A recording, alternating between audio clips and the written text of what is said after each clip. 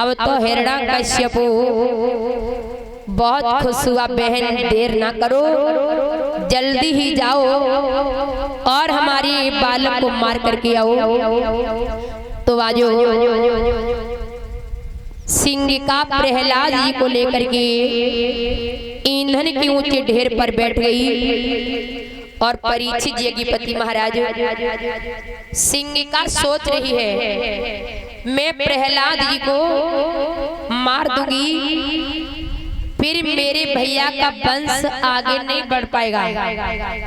मैं अपने भैया के वंश को मेट दूंगी, आगे बढ़ने नहीं दूंगी। अब एक बहन अपने भाई का इतना बुरा क्यों चाहती है?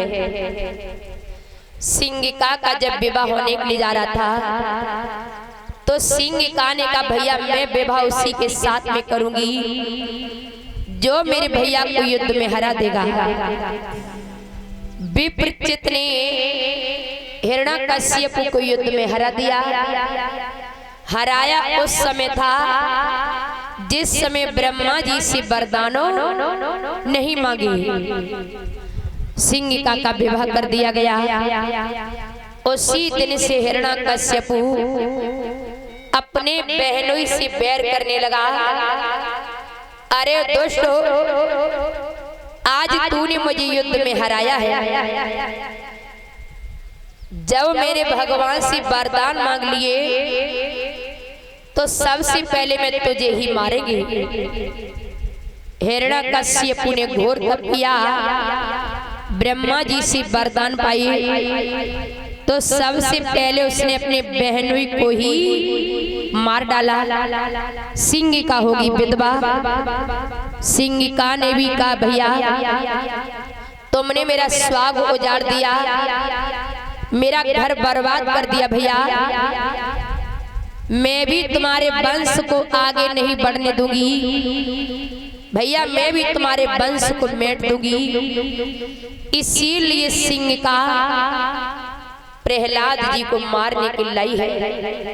और सिंगिका ने भी ब्रह्मा जी की तपस्या की थी तो ब्रह्मा जी ने खुश होकर शीतल चीर दिया था और कहा था किस शीतल चीर को ओढ़कर अग्नि में बैठ जाना, तुम पर अग्नि का प्रभाव नहीं होगा।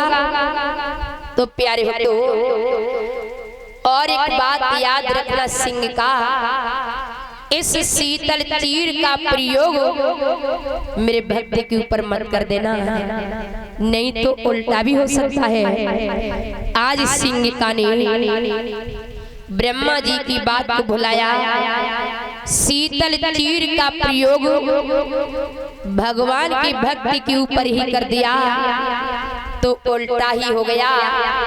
हवा का एक ऐसा झोंका आया, शीतल चीर उड़कर भक्त प्रहलाद के शरीर में लपट गया और सिंगिका धो धो करके जलने लगी। अग्नि जब शांत हुई, प्रहलाद जी बाहर निकल करके आए।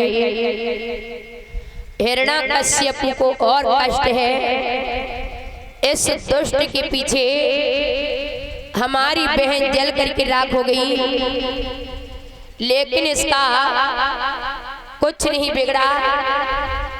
तो आजो हिरण्यकश्यप ने एक कोठरी में जहरीले सर्प बिच्छुओं को छुड़वा दिया और उसी में बंद कर दिया। आज देखता हूँ कि तेरा परमात्मा तुझे कैसे बचाने के लिए आता है। बोली कृष्ण भगवान की। और एक बार सभी भक्त गाएंगे तालियों को बजाते हुए। बोली राधे रानी सरकार की। और जो भी भैया नृत्य करना चाहे वो नृत्य करेंगे और ताली बजा